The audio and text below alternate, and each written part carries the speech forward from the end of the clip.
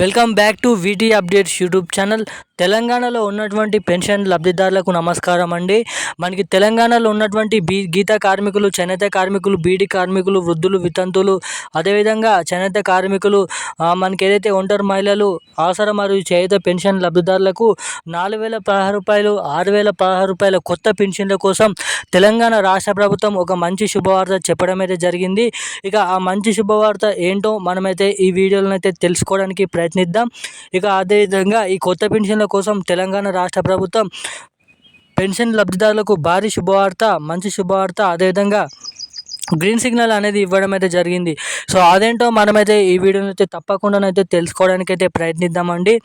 మనకి ఎవరైతే పెన్షన్ లబ్ధిదారులు, అర్హత కలిగిన పెన్షన్ లబ్ధిదారులు ఎవరైతే ఉన్నారో వాళ్ళందరికీ మార్చి నెల పెన్షన్లు అనేది ఇప్పటి వరకు ఎవరికైతే ఇంకనైతే ఖాతాల ద్వారా, పోస్ట్ ఆఫీస్ల ద్వారా ఎవరికైతే జమ కాలేదో ఆ పెన్షన్ డబ్బులను మనకి ఈరోజు జమ చేయడానికి తెలంగాణ రాష్ట్ర ప్రభుత్వం జిల్లాల లిస్ట్ అనేది విడుదల చేశారు. ఏ జిల్లాలలో ఆ పెన్షన్లు అనేది పంపిణీ చేస్తున్నారో సో మనమైతే ఆ జిల్లాల లిస్ట్ అనేది ఈ వీడియోని అయితే తెలుసుకోవడానికి అయితే ప్రయత్నిద్దాం.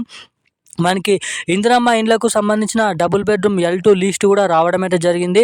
అంటే ఎవరెవరికి ఆ బెడ్రూమ్లో ఇల్లు అనేది శాంక్షన్ అయింది, మనకి ఆ జిల్లాల అంటే ఆ పేర్లు అనేది ఎలా తెలుసుకోవాలి, ఎవరెవరికి శాంక్షన్ అయిందో ఆ డబ్బులు, మనకి ఏదైతే ఆ ఇల్లు అనేది డబుల్ బెడ్రూమ్ ఇల్లు ఎవరికి శాంక్షన్ అయింది, మనకి జిల్లాల లిస్ట్ సంబంధించిన లిస్ట్ మీకు ఈ వీడియోలో చెప్తాను.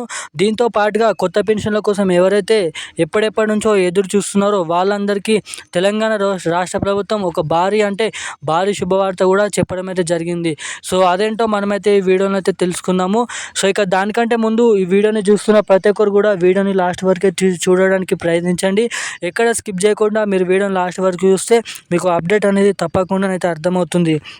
సో ఇక అదేవిధంగా మనకి ఎవరైతే పెన్షన్ లబ్ధిదారులు మన ఛానల్ని వీడియోని ఇప్పటివరకు చూస్తూ కూడా ఛానల్ని సబ్స్క్రైబ్ చేయకుండా వీడియోని లైక్ చేయకుండా ఎవరైనా ఉంటే తప్పకుండా మన ఛానల్ని సబ్స్క్రైబ్ చేసుకోండి. అదేవిధంగా ఈ వీడియోని అయితే లైక్ చేయండి, వీలైనంత మందికి ఈ వీడియోని అయితే షేర్ చేయండి. అదేవిధంగా మనకి ఎవరైతే పెన్షన్ లబ్ధిదారులు ఈ పెన్షన్ల కోసం, కొత్త పెన్షన్ల కోసం ఎప్పుడు కీలకమైన సందేశాలు వచ్చినా మన ఛానల్లో వెంటనే అప్లోడ్ అనేది చేస్తుంటాను. సో వాటి కోసం తప్పకుండా ఛానల్ని సబ్స్క్రైబ్ చేసుకొని వీడియోని అయితే లైక్ చేసి వీలైనంత మందికి అయితే షేర్ చేయండి. సో ఇక ఏమాత్రం లేట్ చేయకుండా అప్డేట్లకు అయితే వెళ్ళిపోదాం.